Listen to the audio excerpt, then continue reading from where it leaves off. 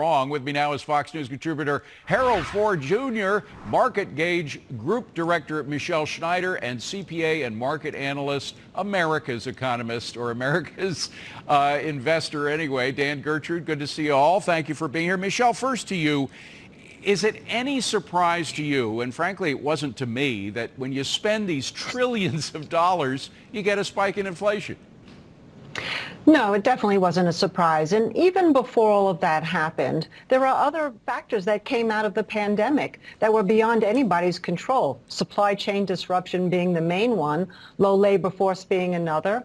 And then in terms of food commodities in general, there was a real cutback in production for years because the price was so low. Right. And as you know, the commodities markets are used as a hedge for farmers. So the fact that all of a sudden there was this huge demand spike with a low supply chain and a low supply of actual product, and now you have hoarding situations in certain countries. This was all really going down last year. So the fact that they finally caught on is interesting to me, and we'll see what happens from here. Now, Dan, a huge question for investors and a lot of the folks out there thinking about their 401k is should we believe that this is temporary, as the administration says, or are we going into a really historic shift, something harkening back to the late 1970s where we had double-digit inflation or more? I'm not prepared, David, to say that this is going to be long-term just yet. I think, look, right now we are drinking from a fire hose, right? Because there's so much demand and we can't get the supply there.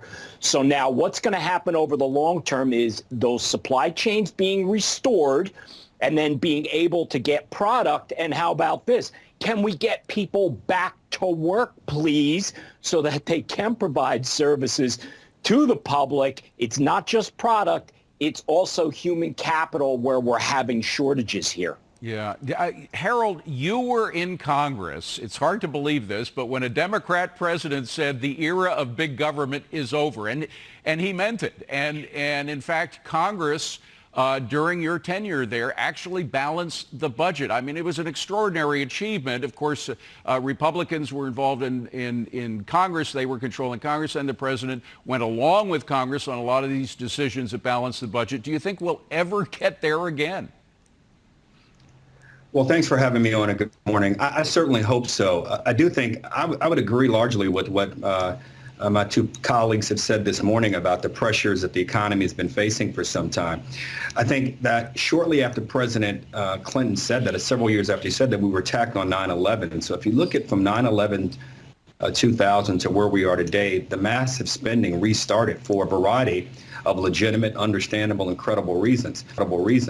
The point or should say the position we find ourselves in now is how do we maintain this growth? How do we ensure that we get out of the hole that we find ourselves in? And frankly, how do we ensure that the world finds itself on better footing as well? The good thing is that the Fed has the tools. If we find inflation reaching the epic levels you asked in your last question, they have the tools to contain some of this. But a lot of this was in the making already, as Michelle said, and I think it's going to have to be watched closely. In Congress, I would hope, to answer your question directly, will find its way back to some fiscal restraint and fiscal sensibility in the coming years. You know, Michelle, cryptocurrencies are an interesting phenomena, and part of the reason that they've been successful, until recently, by the way, they took a hit last week, but is because a lot of people don't think the Fed has the power, don't think central banks around the world have the power that they once did, and that the attempts by our current Federal Reserve, our own central bank, to try to keep things under control may be flailing against the wind. What do you think? Well, David, you make a very good point, because the whole idea of cryptocurrency is the DeFi, which is the decentralized finance, based on the fact of a lack of trust for the banks and for the general government. And also it brings up a whole other thing, which is the threat to the U.S. dollar, which is not only under siege from the advent of cryptocurrency and meme coins, but also from digital currency that's happening particularly in China with the yuan. So in terms of the cryptocurrency, even though they have taken taken a hit. It's the blockchain technology that's here to stay. And it's amazing that it's become part of the whole conversation in terms of clean energy versus not, with Elon's most recent comments against Bitcoin. Many will argue the opposite direction of that, is that actually, ultimately, it actually adds to clean energy.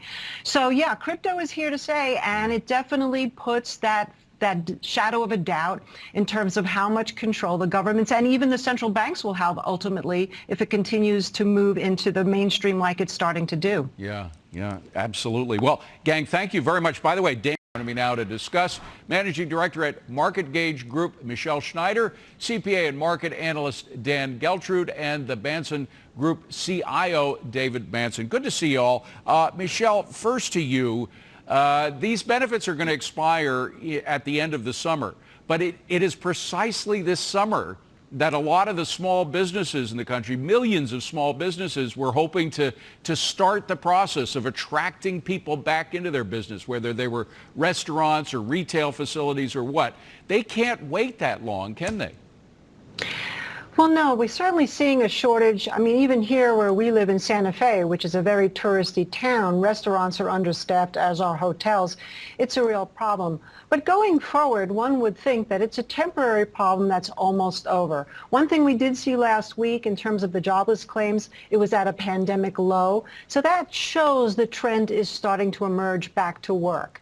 There will always be a percentage of people out of this whole new paradigm that won't go back to work because they either became sole proprietorships at home, or they became investors and have done quite well and plan to stick on that. So we may lose a little bit of those people, but I think also, a lot of these companies got as much money through PPP loans during the pandemic that could help the bottom line, at least for the larger corporations. But yes, it's certainly hurting some of these small businesses. No. A lot of these small businesses are getting hurt by this. And again, you mentioned record numbers, David. I've never seen a number 8.1 million unfilled jobs.